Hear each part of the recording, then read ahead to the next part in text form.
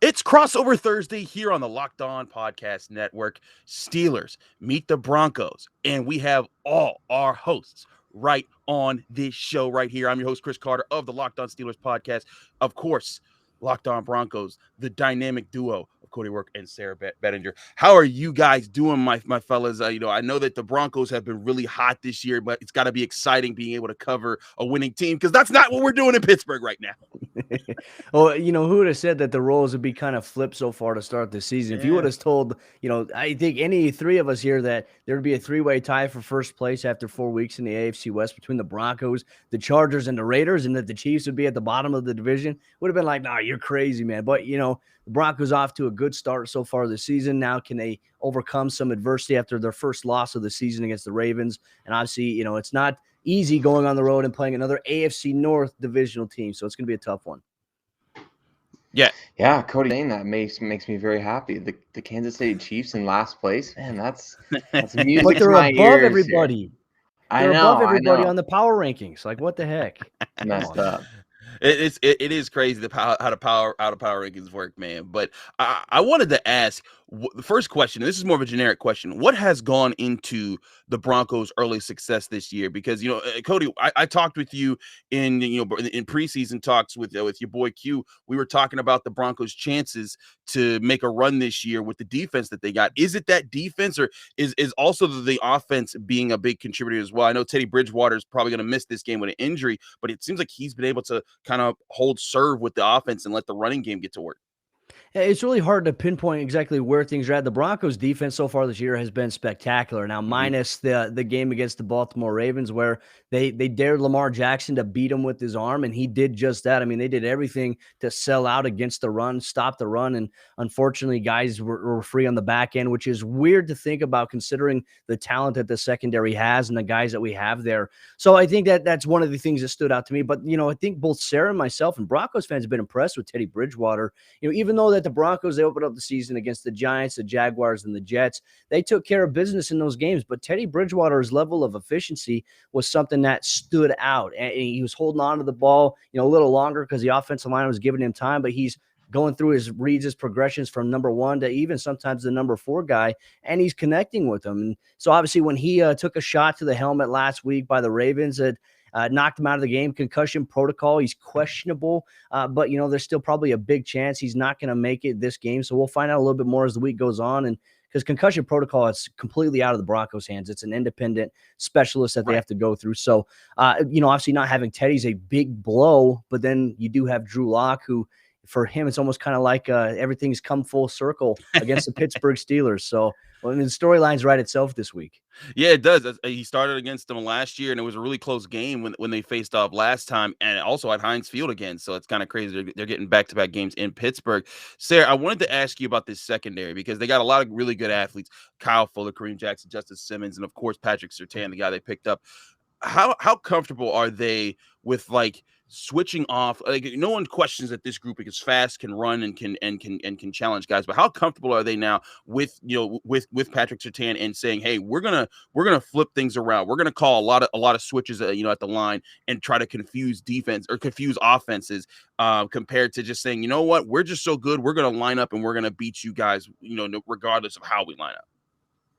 Yeah, no, that's a great question. I think they're very comfortable. I think they're comfortable in any situation with Patrick Surtain out there on the field. That was kind of what he was pitched as coming out of Alabama, right? Is almost like a veteran NFL player coming out of the draft. And so that's exactly what I think the Broncos have gotten. They really tried him at a number of different positions throughout training camp and that whole process. And the plan for him to start the season was to be kind of the dime backer and rotate into that outside corner position, just because, like you mentioned, all the depth that they have there. And we could see Ronald Darby come back this week. So we might actually get to see their initial plan unfold against the Steelers here. So we'll just have to kind of what happens with that. But I think he's been comfortable no matter where they're putting him, whether it's inside, whether it's outside. He's really been as advertised in that regard.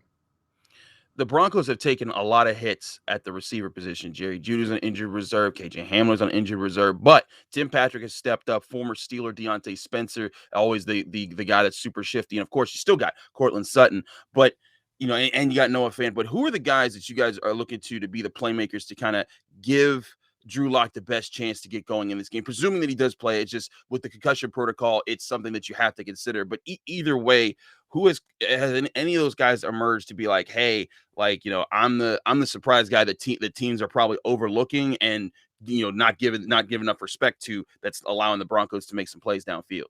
Yeah, well, the loss of Jerry Jeudy and KJ Hamler, I think we saw in week 4 against the Ravens just how impactful that was, because you did have Cortland, you had Tim Patrick, both sizable guys, 6'4", Mm-hmm. 6'5", but none of them have that top end speed. None of them have the ability to create separations with their routes. Not necessarily bad. That's not a knock against them, but that's just really their nature of their game. When you have Jerry Jeudy, who can lose you at the line of scrimmage with his moves, and KJ Hamler with his speed, it causes you to respect him a lot more. So the Broncos, what they do have is they brought in David Moore. They stole him off the Las Vegas Raiders practice squad. Obviously a veteran guy. They used him last week, but he didn't have as many snaps. He had 19 total snaps, and he was mainly used as a decoy, a guy in motion, and then you just fake the handoff to him. You hand it off to the running back inside the B gap, and that was what he was doing. So I wonder if they're going to build things up a little bit this week. However, it's kind of been all throughout this season so far. It's been pick your poison. Week 1, it was Jerry Jeudy getting the reps. Week 2, Cortland Sutton was force-fed. Week 3, it was Tim Patrick. Week 4, a little bit more of Noah Fant at the tight end position. So,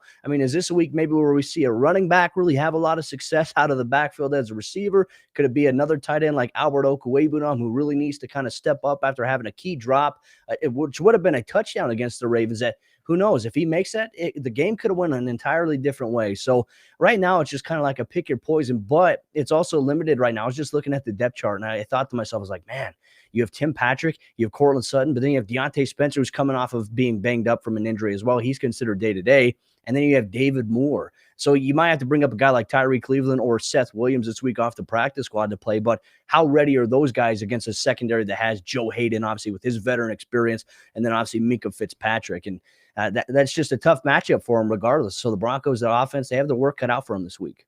I'd say the Steelers offense has the work cut out for them, because the Broncos defense, like you said, has been spectacular this year, and they've done so even while suffering injuries themselves. Josie Jewell on injured reserve, Bradley Chubb on injured reserve, but you still got Von Miller. And I was sitting there when Mike Tomlin was just like salivating over Von Miller at his Tuesday press conference, just talking about like, man, that guy's like one of the smartest dudes in football, and he's like one of the best overall players. But you've also seen kind of this group kind of work in things. I wanted to ask, who have been some of the surprise guys that have helped kind of deal with those injuries? How's Baron Browning from Ohio State fitting in? And Sarah, just talk about what's kind of built that defensive front chemistry along with Vaughn. Yeah, I think first and foremost, really the fact that Malik Reed has kind of had to step in as a starter the last 2 years has really helped with the transition of Bradley Chubb being out. So Malik Reed is used to playing a lot of snaps at this point, and he's pretty dang good too. So the Broncos found him as an undrafted guy in 2019 out of Nevada, and he does a really good job off the edge, playing the run, getting a pass rush, and I think he's getting a little bit better every single week as a pass rusher. And so that's really been helpful. Baron Browning, just to specifically address him, he's a guy that I called out on our show just yesterday, actually. And about him, hopefully Vic Fangio is taking note of what the Dallas Cowboys are doing with Micah Parsons, seeing what the Baltimore Ravens did with Odafe Owe, those types of rookies with freakish athleticism. I know Browning wasn't exactly an edge coming out of the draft, but at the same time, he had some really, really strong reps as a pass rusher and a blitzer. Mm-hmm. So hopefully we see him getting to do that a little bit more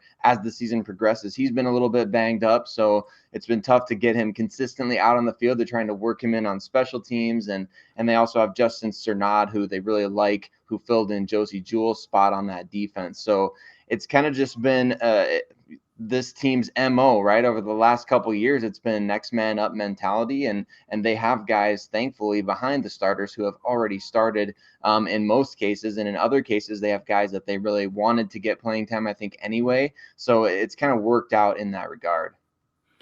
Yeah, it certainly has. You're what, 3-1 going into this game. I think that any Broncos fan would have taken that, if knowing the injuries that have befallen the team, certainly fighting through them. We're gonna get to some of the Steelers things in just a little bit, but first I got to tell you guys about RockAuto.com. Save time and money when using Rock Auto. Why choose to spend 30%, 50%, or even 100% more for the same car parts at a chain store or car dealership? For example, a Honda Odyssey fuel pump is $353 from the chain store and just $216 when you visit RockAuto.com. RockAuto.com. Rock Auto is a family-owned business serving do-it-yourselfers for over 20 years. Rock Auto prices are reliably low for every customer.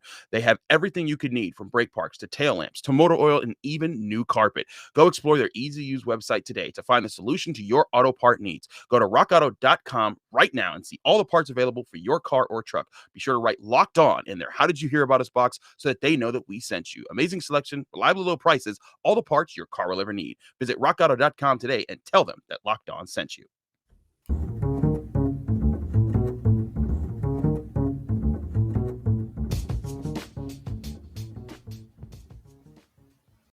All right, continuing here with Crossover Thursday all across the Locked On Network. We get Locked On Broncos, Locked On Steelers, a Sunday showdown. And look, obviously, we love these AFC conference games because each AFC game that you play for your team, they have strong implications, potential tiebreaker scenarios for down the stretch. You know, Chris, obviously, when you look at the Pittsburgh Steelers, they haven't gotten off to the start that I think most people envisioned, you know, specifically with the addition in the offseason, Najee Harris. We had all thought the emphasis for this team was going to be to run the football, get that going. And I remember seeing reports, too, that ownership for the Steelers, they wanted Matt Canada to run the football more, but it doesn't seem like that has translated into being something that's consistent for the team yet. What is the state right now of the Pittsburgh Steelers entering this matchup for Broncos fans that maybe haven't been watching those games? The Steelers have loved what they've gotten out of Najee Harris. He's every time he touches the ball, he's a threat. And they want it. That's why he caught the third most passes in team history against the Bengals a couple weeks ago. They were like, okay, well, we can't run the ball right now because this offensive line, we're gonna kick it to you out in the flat. And Najee even said, yeah, those were all checkdowns. Like that wasn't even designed to go to me. It just happened that way. But last week you saw the first kind of signs that the running game was coming together. Mike Tomlin even said during his Tuesday press conference, like, hey, we got the building blocks there. That was the stuff that we've been waiting to see from this offensive line. And that's the thing. This offensive line is very makeshift. And that's kind of where the problems with the run games have lied. You have a third-round draft pick in Kendrick Green, who converted from guard to center to play their center. He's very mobile. He's very young. He's very physical, but he's got a lot of polish that he needs to put on his game. You got a fourth-round draft pick rookie at left tackle and Dan Moore Jr. at Texas A&M. Big, huge, really physical as well, but like Kendrick Green, has a lot to polish. Kevin Dotson, the guy who was the guy that everyone thought would be kind of like the stalwart player from last year, a fourth-round draft pick out of Houston. He's had really good moments, but he's also kind of been like, man, I'm trying to manage in between these two rookies here. It's been rough on him. So, yeah, that situation. Trey Turner's come in and been decent, not great, but they needed a veteran presence when David DeCastro's, had to get another surgery that was basically going to end his career.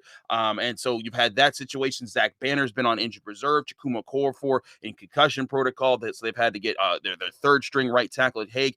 It's been rough on them, but I will say this: last week was the first sign of cohesion that you saw. Hey guys, let's double team this guy, then chip to the backer, and then you saw them doing that consistently. It's the first game that Najee Harris has averaged over 4 yards per carry. The problem is they've rarely had leads to protect. Last week was the first week that the Steelers have had a lead in the first 3 quarters of a game when they scored in their first possession. That's been a major problem, and when that happens, they start to get a little more pass happy later in the game. That's what they didn't want to do this year. So part of it is the offensive line needs to get it together. Part of it is they haven't been able to score early enough to let the run game get going. So it's a mix of problems here. But one thing's for sure, that they love what they're seeing out of Najee Harris, and they want to see this offensive line grow so that they can use him more and take that pressure off of Ben Roethlisberger. Well, speaking of Ben Roethlisberger, Chris, that's where my next question is headed. I remember the 2015 season, the Denver Broncos, we were watching Peyton Manning and trying to deny every week, like, man, he's falling off physically. And you had these national media people talking about Peyton Manning's falling off a cliff. He's throwing up one duck after another. And of course, Peyton's rebuttal is, I've thrown a lot of wobbly touchdown passes. Mm-hmm. But at the same time, for Ben Roethlisberger this year, I mean, it seems like maybe that physical cliff is he's either teetering on it or he's fallen over. So I'm wondering what your perspective is on Ben Roethlisberger, where he's at physically, mentally. Is it the offensive line? Is it the receiver injuries that he's had to sustain? What's going on with Ben Roethlisberger this year? To me, I think it's primarily mentally. Like, he threw a 41-yard touchdown pass to Deontay Johnson last week that was on the money. When he locks in and he sees something, that's when you know he's confident. But the problem is he's not seeing much, and that's what's evident when I look back at the tape. I see a lot of people, and yes, the offensive line plays a role in this. They're young. He's played behind Marquise Pouncey and David DeCastro and Villanueva and Ramon Foster and all these guys for about the past 8 years. So yeah, it's an adjustment for him to have to play against a line with two rookies, one second-year player, and really nobody that's a first round grade. So that's been an adjustment, but still in the last game against the Packers, he was only pressured in 7% of his dropbacks, and you still saw him just kind of rushing through his reads, not going through his progressions. A couple fourth downs where he had a guy wide open beyond the sticks, and he checked it down to someone under the sticks, and it didn't work out. To me, the biggest problem is his decision making, and while that's been bad for the Steelers, I also think there's a potential for that to flip into something good for the Steelers, because that's a sign that, like, hey, you know what? If he can get his reads together, they're not asking him to hit this guy 30 yards downfield in between bracketed cornerback and safety. Like, that's not what's being asked of him. Just hit the open man 8 to 10 to 12 yards downfield. He hasn't been able to do that consistently because he hasn't been seeing them. But I really do think when he locks in and he sees his first read and it works out that way, he can fire a pass that's on target. But it's going to be all about up here in the head. He has to be able to come out and see and actually trust what he's seeing, understand what defensive disguises are going to be thrown at him. That's, I think, is the biggest problem. And that was why I asked about the cohesion of the secondary for the Broncos, because to me, the biggest thing that you can do to Ben Roethlisberger right now is keep flipping your safeties. Have one guy play single high, switch to cover two. Come out and cover two, switch to cover one or cover three. Do those type of things that kind of switch up what the underneath coverage is, and then it'll take him too long to process. And then when he's taking too long to process, he panics and he gets rid of the ball. That's his biggest challenge right now. Going through his reads, understanding what defenses are trying to do to him. If he can figure that out, the Steelers offense will have a lot of things going for it. But right now, it's not looking good. That's why everyone's been like, man, Big Ben is cooked. And right now, he's feeding all of that energy with the way that he's playing. Well, and I want to shift it now to the defensive side of the ball. When we look at that pass rush there, I mean, it's a vaunted part of that defense. TJ Watt obviously got a big-time paycheck, well-deserved for him. But he's also been dealing with a groin injury. He's been coming back and forth from that. You have Alex Highsmith, who I've been impressed with him. And even just Melvin Ingram, too, former AFC West division rival from the Los Angeles Chargers coming over. And he's playing really good football right now. Where are things at right now with this defense? I know Devin Bush was coming off of ACL this past season. How has he been coming back into the mix a little bit? What is the theme here of this defense so far here in 2021? Well, one of the themes has been that the groin injury is contagious because everyone's getting it. TJ Watt got it. Alex Highsmith got it. Joe Hayden got it. Devin Bush got it. And I think Cam Sutton got it this week. And we're like, what is going on with people's groins? Why is this happening? It's been wild. TJ Watt, it's crazy. Someone said, "Oh man, TJ Watt, he's injury prone." I'm like, that's the first game he's missed in his career where they haven't intentionally sat him. Like, what are you talking about? But it's been very wild to see that, man. And maybe part of it's just the training, maybe part of it's just ramping up this year. They're having a full training camp. Who knows? And we all know athletic injuries are weird, and no one can really tell where they're coming from half the time. But that's been the big thing that's held them back. Stephon Tuitt, a guy with double-digit sacks last year, hasn't been back. His brother died in a very tragic way over the summer, and that really impacted his family, and it really impacted what we think is his rehab in an injury that he was going through during the summer, which is why he's not back yet, and he's on injured reserve. And mum's been the word around the Steelers facility about what's going on with Stephon Tuitt. We don't know if he'll be back in a couple weeks, a few weeks, or if he's done for the season, but it hasn't looked good. And they thought, okay, well, we still got Tyson Alualu. He's a good veteran that can line up next to Cam Hayward. Well, he's down. He's probably done for the season with his injury. And so now, would you say the biggest depth part of the defense, the defensive line, they're down huge right now because even one of their backups, Carlos Davis, hasn't played for 2 or 3 games now. It's just they've been decimated there. Cam Hayward still playing stalwart, still Cam Hayward, the captain.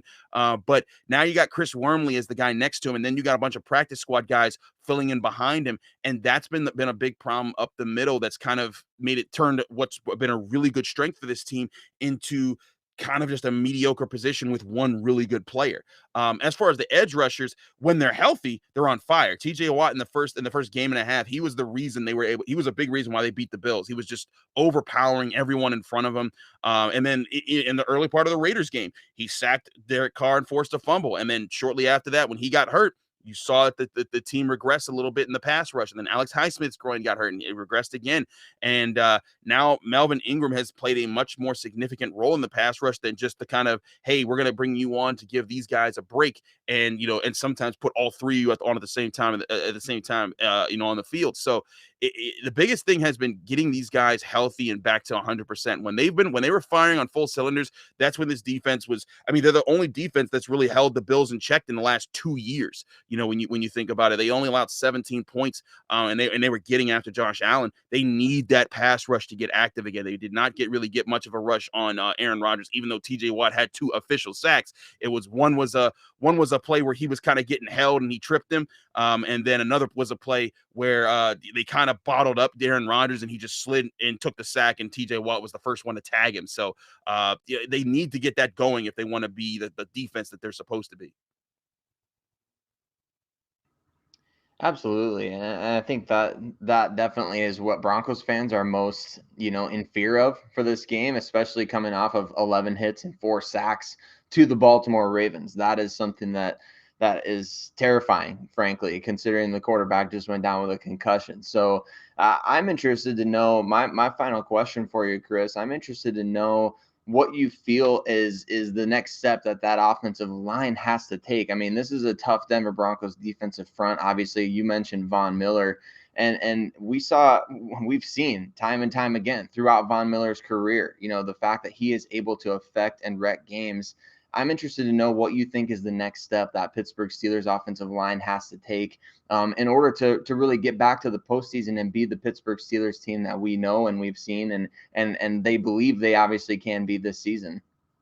The biggest thing is just cohesion in run blocking. That's been the biggest problem. And Mike Tomlin described it a couple of weeks ago as popcorn. Just like every play, everyone will do their jobs except one guy, and then the whole play collapses. And that's been the issue with the offensive line. Sometimes it's not even the line. It's like Pat Fryermuth, rookie tight end at Penn State. He'll miss a block, and that'll be the thing that collapses the play. Or Najee Harris misses a hole. That's the thing. There's 4 starters that are rookies on this offense. Pat Fryermuth is the number 1 tight end. He's taken over for Eric Ebron, Kendrick Green, Dan Moore, and of course Najee Harris.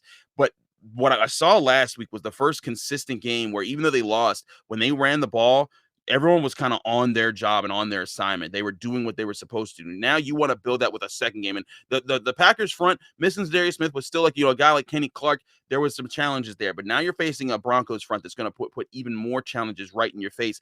They have to be able to show, hey, you did that last week against the Packers. Now let's put it on tape for a second week in a row, and then you can start building that into the middle part of the season. I told Steelers fans all offseason, this offensive line was going to struggle early. I expected them to start making their first strides in week 8. If they can make their first strides, showing consistency here in weeks 4 and 5, that'll be a huge step that new offensive line coach Adrian Clem is reaching these guys. He's been getting them to be more physical than they were last year. That was also an adjustment because they were more passive in their run blocking last year because of having all those older guys. But now with all these younger guys, they are like, no, we want our guys to go out and run, hit, drive people off the ball. If they're doing that, that's the sign that they're moving in the right direction. Yeah, even if the Steelers lose this game, you want to see that offensive line pushing the line forward, creating the hole so that Najee Harris can be more controlling in games. And again, taking that pressure off Ben Roethlisberger to have to throw so many times, make it so it's like, you're only throwing 25 to 30 times a game instead of 40 to 50 times a game.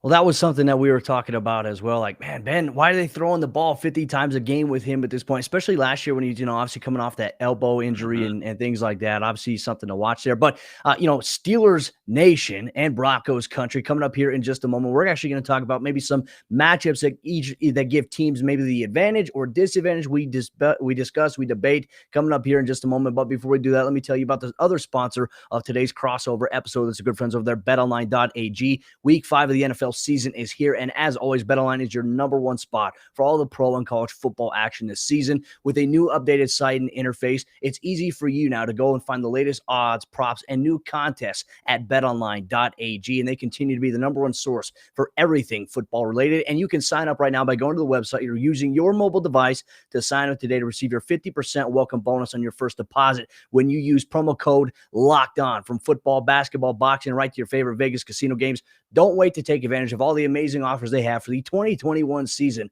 BetOnline, the fastest and easiest way to bet on all your sports action. BetOnline, where the game starts. We're keeping it rolling here on the Crossover Thursday. I'm Chris Carter here with Cody Rourke and Sarah Bettinger. Steelers, Broncos, breaking it down. Also, shout out to my man Cody Rourke, because when he said Broncos country, he also says Steelers Nation.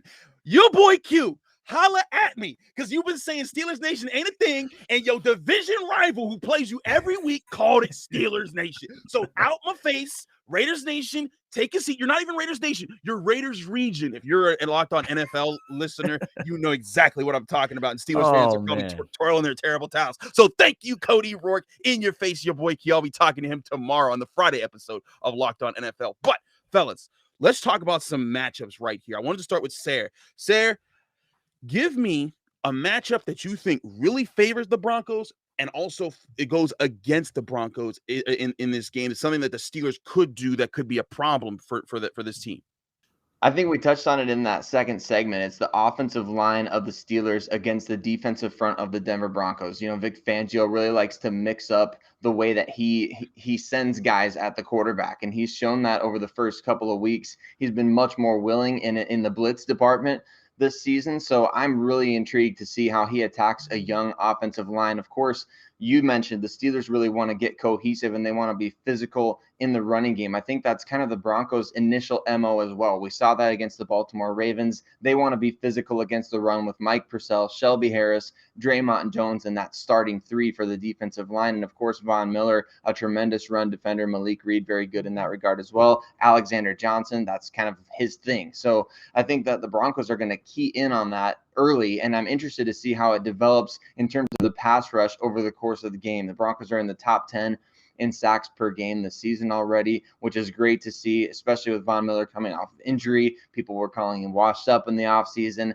That was always hilarious. So it'll be interesting to see how that unfolds because, like you said, this is a young Steelers offensive line. So I think that's one area where that really favors the Denver Broncos in this game. I think an area that really goes the opposite way is the passing game for the Broncos against the pass rush and pass defense of the Pittsburgh Steelers. Of course, we don't know if Teddy Bridgewater is going to play in this game. He's got a concussion. He's got to go through protocol. If he doesn't play in this game, I think Drew Lock should be able to come in and play well enough to help the Broncos win a game. But at the same time, look, that we haven't seen that this season yet. We don't know. And the offensive line for the Broncos, I would say likewise, has had plenty of struggles this year getting cohesiveness, being physical off the ball, winning the line of scrimmage. That just hasn't happened, and it has affected the quarterbacks, whether we're talking about Teddy Bridgewater getting a concussion or Drew Lock really struggling in the spot duty that he had against the Baltimore Ravens. So, and the injuries at wide receiver, like you alluded to earlier, those have been an issue. Cortland Sutton and Tim Patrick can only do so much by themselves. And David Moore hasn't been involved yet. He's only been there one game. Kendall Hinton barely been involved in the 3 games that he's been active. And of course, the tight ends, they're making some plays, but Albert Okwuegbunam also missed a huge play against the Baltimore Ravens. So right now, it's just too much uncertainty, I think, in the Broncos' passing attack offensively in terms of their pass protection and the quarterback position. I think that really favors the Steelers. For my favoring the Steelers matchup here, it's very much the same in what you're saying there, Sarah. It's got to be this pass defense. You look at the pass rush and what they've been able to do. You know, they've been limited the last week, but one thing that I think the way that's going to favor the Steelers, especially this week, is that they did a good job last week of making sure Aaron Rodgers couldn't beat him with the bomb, which is what happened against the Raiders and the Bengals. You had Henry Ruggs scoring a big touchdown, Jamar Chase scoring a big touchdown, and those were getting plays that kind of broke the game open. Mike Tomlin talked about, hey, we got to shut that valve off. We can't have that happen here. And the Steelers at least did that against Aaron Rodgers. They forced him to, hey, you're going to have to slice this up underneath, which he did. He hit Randall Cobb for 2 touchdowns and threw a lot of passes underneath. But that's Aaron Rodgers. That's what he's supposed to do. That's why he's an elite quarterback, one of the greatest of all time. If you're coming into this game and I'm the Steelers, I'm saying, look, same sort of deal. Don't give Teddy Bridgewater or Drew Lock the bomb. Make sure that if you're going to hit a drive, you're going to have to hit a drive where you can 6, 7, 8 passes, move the ball down the field, and consistently read the defense, make the smart throw and the tight throw into a passing window. Force those guys to be accurate several times and be lurking there for when the mistake happens. I like the way that Joe Schobert and Devin Bush have played over the middle. They've been both assets in the coverage game, even though their stats don't show it. When you watch the tape, you see Devin Bush running with guys deeper downfield than he was, and he's coming back off that injury, playing playing well. Joe Schobert definitely been an asset, was a huge part of a red zone stand the Steelers had last week, and he's been a plus for them. Minka Fitzpatrick, even though PFF has him as like the worst safety in the NFL right now, he's making plays out there. He's able to fly around. Heck, the interception that Terrell Edmonds had on Aaron Rodgers, he jumped in and tipped, or excuse me, that was, I believe that was against the Bengals, but the interception that he had, that Terrell Edmonds had, it was because Minka Fitzpatrick came in and tipped the ball up and created that play. Teams have been avoiding Minka Fitzpatrick in a lot of ways, and he almost had a kicked field goal or blocked field goal returned for a touchdown last week. So they have playmakers. They're going to trust those guys. They need to trust them to say, hey, you know what? We're going to keep the lid on the offense, and we're going to force you to go underneath. But where the Broncos, like you said, where they can really cause problems is with their defense. But I'm going to go something a little different than you, Sarah. I'm going to say, yeah, the defensive front, that's obvious. That's one that everyone's going to see and see like, man, young offensive line, Von Miller and that defensive front problem. Where I think the Broncos can cause the most havoc is with that secondary, and what I was talking about earlier. With Justin Simmons, he intercepted Ben Roethlisberger last year. Him and Kareem Jackson being able to rotate at safety, flipping guys around. You got Patrick Surtain. You literally like Kyle Fuller. You might get Ronald Darby back. That's a lot of rotation that you can do to say, hey, sometimes we're in cover 4, cover 6, cover 3, cover 2, cover 1. We're running man here. You're going in these different situations. If they're able to do that and keep Ben Roethlisberger confused and he can't find his self in this game, that's going to create more opportunities for Von Miller in that pass rush. So that's my biggest thing for the Steelers to watch out for, is watch out for all the disguises that the Broncos will throw at you, because if you don't, Ben Roethlisberger is going to look even more lost, and that's going to make this a real rough game to win for Pittsburgh. I'm going to kind of keep it similar, kind of change it up a little bit. I'm going to look at maybe a matchup to watch, right? And I'm going to go to offensive coordinator here, Pat Shermer, because last year against Pittsburgh Steelers, look, the Broncos, they were down 17-3 at halftime, and Jeff Driscoll, of all people, somehow rallied them back with Noah Fant and Melvin Gordon, obviously having some big plays.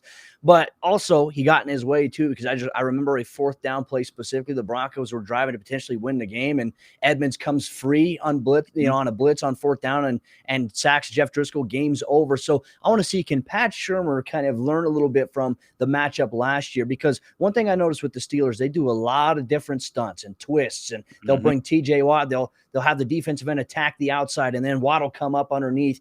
And that's what led to Drew Lock getting hurt on that second series. But for me, it's the matchup there in that secondary. There's no KJ Hamler. There's no Jerry Jeudy. And you didn't have that, in this matchup. You had that a little bit last year, and obviously Joe Hayden knows KJ Hamler very well. He's like, yeah, because he got pushed over. But you don't have that right now. I lift weights. And that's a concern, for Cortland Sutton coming off of ACL, because he tore his ACL in a game against the Steelers last year. So this is a big week for Cortland. I wonder if the Broncos are going to try to get him going. And if Drew Lock is the starter, I imagine, just like last year, we're going to see a couple of shots downfield. That's where they had the advantage. But that's the matchup I'm looking for. And it could either be an advantage for the Broncos or it could be a disadvantage, gentlemen. So I'm going to kind of keep it on brand there. But I think all those are very great matchups that you all mentioned.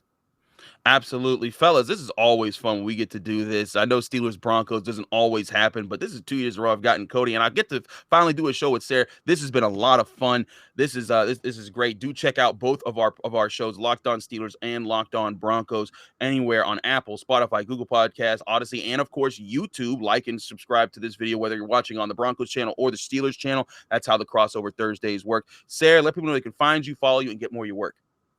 Yeah, absolutely. At Sarah Bettinger on Twitter. I'm always ready to talk football, and I love it. Write about the Broncos for predominantlyorange.com, write about the NFL draft at NFLmocks.com. So kind of all over the place.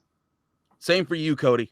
Now, you can check out my work, obviously, Lockdown Broncos every single day. We appreciate everyone that's made Lockdown Broncos or Lockdown Steelers their first listen every day for their podcast lineup, and also at ProFootballNetwork.com. As always, you can find me, Chris Carter, on Twitter and Instagram at Carter Critiques.